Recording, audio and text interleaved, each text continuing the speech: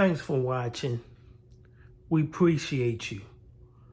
Please subscribe.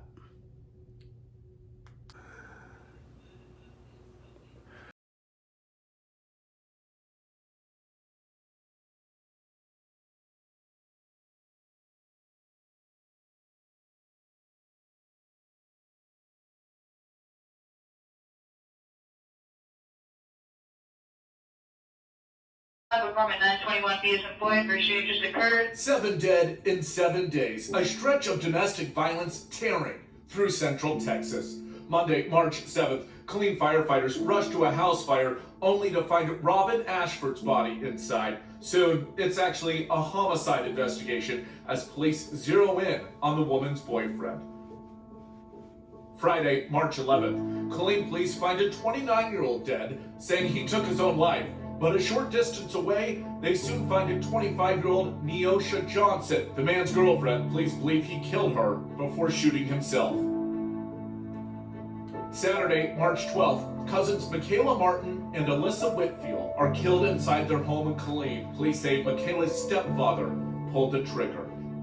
And finally, Monday, March 14th, Teresa Vise and Kimberly Gorski are shot to death in a Waco apartment. Authorities say Gorski's husband, who is also Vice's son, is responsible for their murders. Every one of these deaths tragically tied to domestic violence, a growing crisis now impacting Central Texas. This is not going to be your normal 10 p.m. newscast. Tonight, we want to shed a light on something that's sadly happening far too often in our communities: domestic violence. Now, the odds are good it's happening somewhere in your neighborhood right now. Maybe it's even happening to someone you know or yourself. Tonight, we're focusing on what to look for and how you can get help. Now, if you need help, don't be afraid to ask for it. All night long, we'll have the National Domestic Violence Hotline in the top right of your screen. If you scan the QR code there, it'll also take you to the hotline's website. This year, Killeen has racked up nearly a dozen murders in just 3 months. Through all of last year, they only saw 18. Police say domestic violence is playing a direct or indirect role in a lot of these. Tonight, 25 News reporter Jarrell Baker tells us more about the sharp rise. Unbelievable. We never think of it hit a home. We never think of it hit a house. A city in tears after weeks filled with deadly violence, including a string of 5 deaths in 7 days earlier this month. I know that she's in a better place. They should look down on us. 11-year-old Michaela Martin and 6-year-old Alyssa Whitfield, just 2 of the 4 victims who lost their lives due to domestic violence. I saw it and I was like, just in heartbreak, because I have kids of my own and I don't know what I would feel. These babies in this land can't be what happens to them. Neighbors still have precious memories of the 2 cousins, tragically torn from their family and the community. I remember them just always playing their hoverboard with the seat. They'd be riding it down our road and then walking in their pajamas on their phone with their mom walking the dog. We see the kids playing outside, passing our house, and also the son be playing with them. Those will be their last memories as their mothers plan to leave the city. She's not going to have a home because the home is his, and she doesn't want to be there anyways, and the sister definitely doesn't want to be here. So they're going to be moved, so they need to relocate, need to bury their children, medical expenses. Obviously, when we see those cases, it challenges everybody in the city, everybody in the police department, of what could we have done? Is there anything that we could have done to prevent that? Killeen police confirmed they received 19 calls for service at the victim's home since 2017, leading many to ask why the police didn't step in sooner. Sometimes there's actions that can be done by the police, and sometimes there's not actions that can be done because there's not a criminal act. 2 people arguing is not necessarily a criminal act, and when it becomes physical, that's when it becomes criminal. Sergeant Neil Holtzclaw with the Violent Crimes Unit says police officers try to step in and mediate domestic situations, but until a crime happens, their hands are tied. Unfortunately, with the domestic incidents, it has caused a significant rise in the homicide rate here in Killeen, and it is something that we're definitely working to combat. Host Claus says they offer victim services to help those in domestic situations. I know a lot of times people don't want it to report to law enforcement, but we do have a victims liaison that they can call and speak to, and it doesn't have to be to law enforcement, it can be to them. Susanna Amore with Families in Crisis says oftentimes victims are afraid to speak up in fear of what may happen to them or their kids. And with that, the most important thing is not to try to tell them what to do, because no one knows better than that survivor what that batterer is capable of. And you might be giving them advice that might create the situation to escalate. Most people in domestic violence situations hide their feelings, their pain, and their suffering when in public. Amore says it's important to be a listening ear and create a safe space for them to speak up.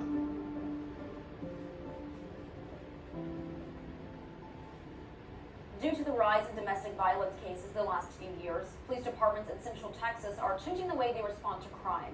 For Waco PD, its Victim Services Unit takes a survivor approach. 25 News reporter Alicia Nespreto gives us an inside look. Domestic violence, a growing concern around the country and right here in Waco. That's where the award-winning Waco PD Victim Services Unit comes in. We are a resource for victims and witnesses of crime. They visit with an average of about 600 victims in person each year, plus an additional 1,500 phone calls. Now, of those numbers, about a quarter of them do deal with domestic and family violence. It happens with your neighbors, with your coworkers. You may not always know about it. Your victims typically are afraid to speak out. There's a safety concern. Melissa Beceda says between the fear and manipulation from an abuser, it takes an average of 7 police visits before a victim will ask for help. Typically with the family violence victims, you can see a pattern that has to kind of play out. They have to reach a limit and have to be done with it. Once they do reach that limit, victim services can help direct them to resources like counseling, financial assistance, and places like the Family Abuse Center. They offer housing and support for men and women of all ages on their path to recovery. We are all creatures of belonging and wanting to have support from others. And if we feel isolated and feel like there's no one to turn to, it's very easy to continue to stay stuck and feel like there's no one to turn. Victims in Waco do have options for help, and there's hope for healing as soon as they're ready to accept it. Coming here, being able to say enough is enough, wanting to work towards putting your life back together. Our staff here is available and ready to help support you in whatever you're needing to get to that place to become free from domestic violence. And for those who aren't ready yet, hope is just a phone call away. Chances are someone you know is a victim. According to the National Coalition Against Domestic Violence, 20 people are abused by an intimate partner every minute in the U.S. That equals more than 10 million people every year. A third of women and a quarter of men are victims of domestic violence. It is not just the big cities that are noticing and talking about domestic violence more recently. Rural areas know the pain all too well. Out in Coryell County, one Gatesville group is staying silent. No more. Main Street in Gatesville looks a lot like it did years ago. But small towns can hide big problems, and that's something Righteous Roots is trying to fix in rural Texas. A terrifying situation. Whenever it does happen, oftentimes we don't realize that we're in an abusive situation. Melanie Webb and Gladys Wittenberg are the driving forces behind Righteous Roots Crisis Center, a domestic violence outreach post. We realized the need whenever we went through our own crisis. There was not a lot of resources available, how common abuse is. The women are survivors themselves. When the center first opened 4 years ago, it was because they knew firsthand the limited resources available in more rural parts of the state, where what happens behind closed doors tends to stay there. Places to go, ways to make money. Oftentimes women have children with them, and they have been solely supported by the male in the house. The organization typically helps 60 to 75, mostly women, at any one time. There are also classes that focus on addiction, parenting, and even marriage counseling. But helping women find a path out of abuse and down a different road towards survival and a fresh start is what hits close to home. We are navigating the waters like they are. Even though we've navigated the biggest part of what we went through.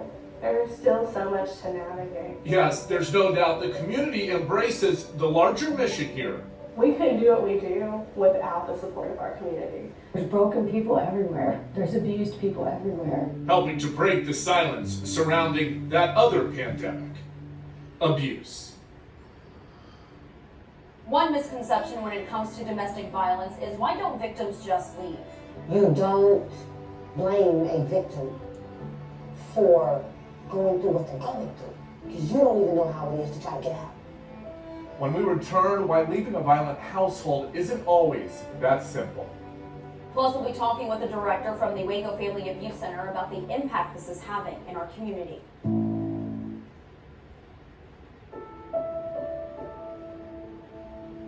Over the past year and a half, you've probably seen our coverage of Sakira Young. Her mother says she lost her life at the hands of her boyfriend back in 2020. 25 News reporter Angela Parsky sat down with her to talk about her daughter and why she wants to change the way we talk about victims. Prom photos are supposed to bring a smile to most mothers' faces. Her prom picture that everyone sees with her in the white dress, she looks like an angel. But for LaToya Wells, this photo of her daughter, Sakira Young, brings pain. Because I'm already knowing she didn't show up for prom. She showed up for pictures, but she didn't show up for prom. Because she was calling her phone and making threats for her to come home. Sakira's mother says she was trapped in a violent, abusive relationship with her high school boyfriend for 3 years. I don't think she really realized it was like that until she was so far in. It was just so hard to get out of it. The then 21-year-old was killed just a year and a half ago. Her mother says it was while she was trying to escape.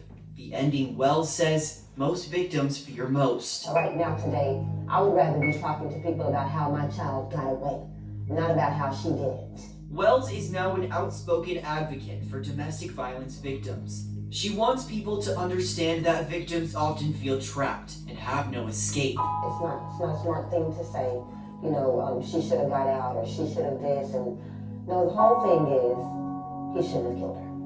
Her daughter's alleged abuser and killer now in jail, awaiting trial. I'm not a person to sit here and say I want someone's life to be taken. But in a situation like that, it's just so sad when the aggressor is the one that is still alive. And she didn't deserve to lose her life behind any of that. While she may not physically be here, Sakira lives on through the Forever Young Scholarship Foundation created by Tracy and Keith Guillory. And just knowing that she wasn't able to continue on makes me want to work harder, especially getting the scholarship and everything. I feel happy, that I can, in a way, carry on what she couldn't do. Wells knows that Sakira's story is making a difference. That's what helps me, get by. And hopes to help people better understand victims of domestic violence. Her name, is not forsaken, you know what I mean? She'll always be remembered, and for good reason. Very powerful, Andrew. Thank you. Now, Sakira Young's story is not unique when we talk about victim shaming. It's actually more common than you think. And tonight I have Samantha Dietzler. She is the Director of Development with the Waco Family Abuse Center. And Samantha, thank you for joining us tonight. This, of course, is a very important topic. And I want to first talk about common misconceptions. A lot of people think that for victims, it's easy to leave a bad situation, which really isn't always the case. So can you debunk this myth?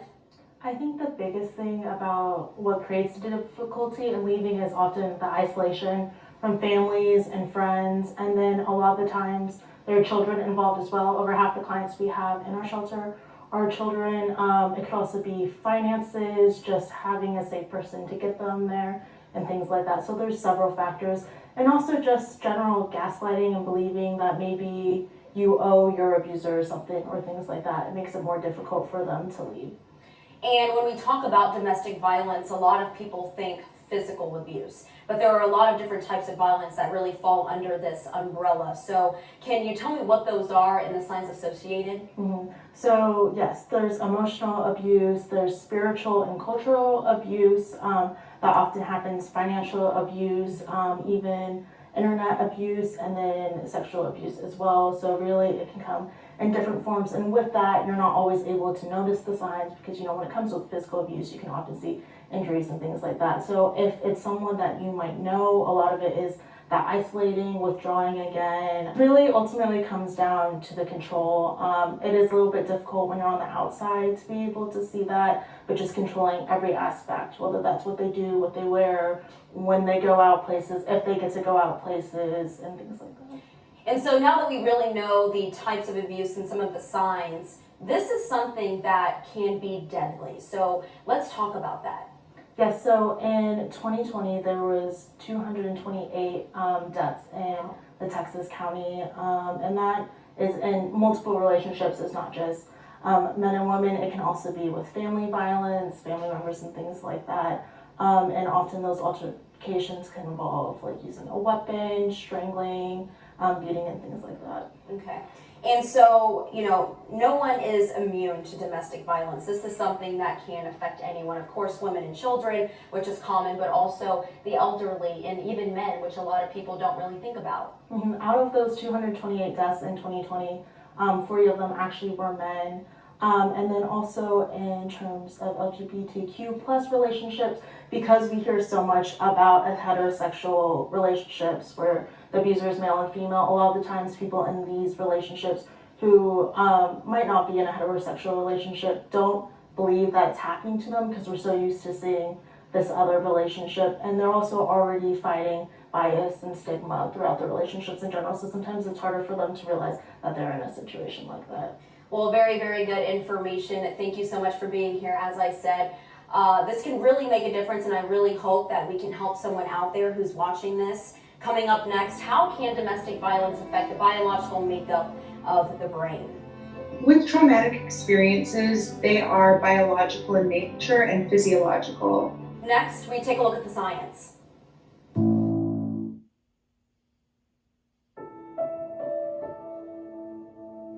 Welcome back to our 25 News Domestic Violence Special. If you're just now joining us, Samantha Dietzler from the Waco Family Abuse Center is here with us tonight discussing how domestic violence impacts our brains. So Samantha, science actually shows that recurrent abuse really changes the physical makeup of our brains. And so can you explain to me the issues or mental health problems that you see in victims that come to you? Yeah, so the biggest thing is trauma and PTSD, and that extent is going to depend on how long they were in that relationship and how intense the abuse was. A lot of the times the response targets the brainstem, so the fight or flight response, and then the temporal lobe, so the emotions that come from that. So in instances of abuse, you will have like a chemical rush and everything, which kind of recircuits everything. So some of those effects that we see as a result of the PTSD is more anxiety, more depression sometimes, personality disorders and switching like that, suicide ideation. And this can really affect especially children who are still in that developmental phase. So talk to me about that.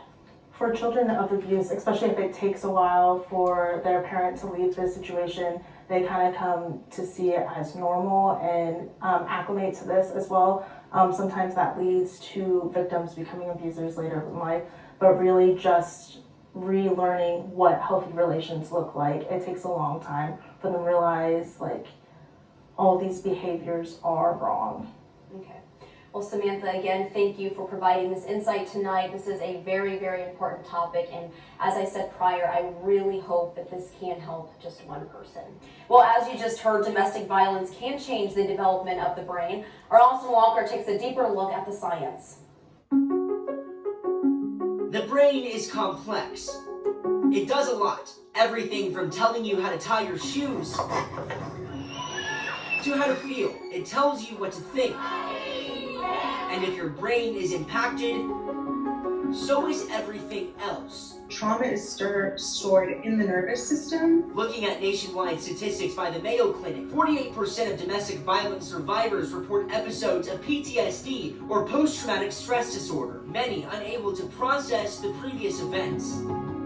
With traumatic experiences, they are biological in nature and physiological. Dr. Emma Church, a clinical psychologist in Waco, says during these experiences, the brain can be stuck in this state. With people with PTSD, oftentimes they are not able to access those higher level functionings. Behind me are two different brain scans. The one to your left is a normal functioning brain. Now, these two areas are called your temporal lobes, and this is your frontal lobe cortex. That determines how you feel and how you act. Now, this red area is exactly what you want to see, high functioning brain activity. Now, if you go to the other brain, this is someone consistent of someone who's been through domestic violence or have been diagnosed with PTSD. Now, limited to no red activity in your temporal lobes as well as your frontal lobe cortex.